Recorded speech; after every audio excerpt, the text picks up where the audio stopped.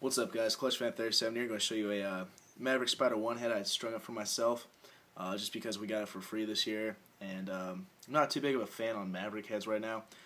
They just seem to be too flimsy for me, but the Metric was produced in the U.S. with a different kind of plastic, or so the video says, so it should be stiffer and better. But instead of waiting until December to get one of those through the team, I just stuck with the Spider 1. So here it is. It's a 6-diamond traditional strung up with brown leathers, white shooting string, white cross lace. Everything else is white besides the leathers. I'll just talk to you real fast about the pocket and what things I did and what things I didn't do that I used to do. So I did a replaceable top string on it just because it gives the leathers a bit more stretching time, and it looks cool, and it's pretty useful, especially if my head breaks or I'm done with this head or it pinches too fast, because this head, with one hand, I can almost pinch it all the way, and I'll do it with my right hand. So I mean that could be a concern later on. So I made sure that I did all the strings long enough to where I can untie them, and then take the top string off, and then transfer the pockets over. One thing I learned from Connor Wilson on Lax All Stars is the transferable pocket. So I definitely did that with this one. Sidewalls are pretty much basic sidewalls. The other thing I do differently is instead of ending it out here, where a lot of people would end it on traditional, I ended it at the very bottom sidewall hole, so I get that extra string coming down here. So when I cradle one-handed, not sure if it actually does anything, but I feel like it would actually help a little bit with ball retention and holding the ball safely in the pocket, especially with collegiate heads when they're so much wider than a high school version head. So that's just one thing. Another thing I do is I keep the bottom two leathers a bit opened up. I don't do cross lace all the way down to here like you see in a lot of traditionals. Same reason.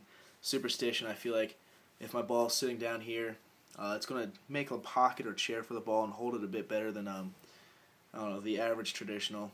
I'm sure a lot of people do it, or it just happens by mistake.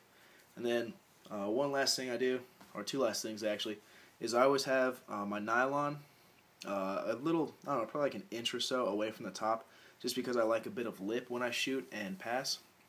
And then I stack the two white shooting strings fairly close together, just because it gives it a bit more of a smoother release when you're going to pass, and then when you go to shoot, it's going to grab on and stack onto those leathers or the shooters like that, push them together, give you more of a snappy release, or at least that's what I found to happen when I do that. That's pretty much it. When I break in my pocket, a lot of people ask me about that. I string the pocket kind of shallow. I'd say probably about here.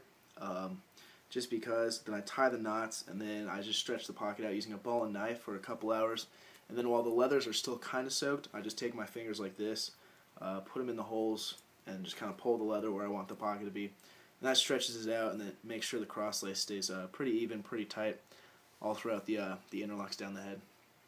So that's pretty much it, at least all I can think of.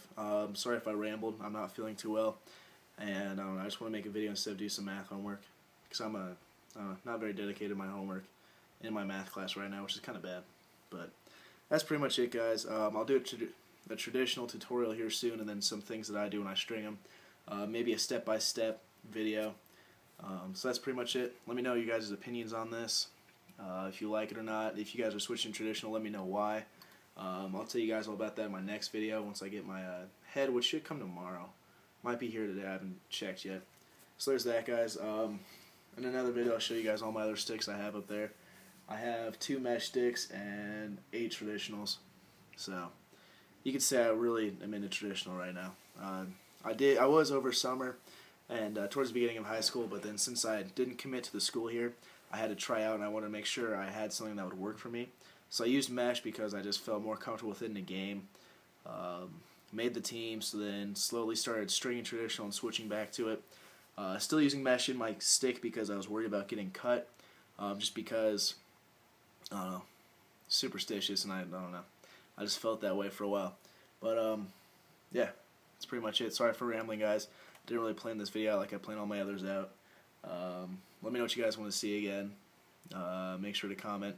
You can go check out the website if you really want. I mean, there's nothing too special going on with it right now, just some String King mesh. A couple heads and shafts are for sale. I gotta go run to the post office tomorrow when they open, since I'm done with class at 8 in the morning, or done with class at 9 in the morning. So I go run to the post office. I got 7 heads to ship out. I got them all last week, or people ordered them, strung them up, and I'm shipping them out. So if that's one of you, your head should be there probably Thursday. Hope you enjoy.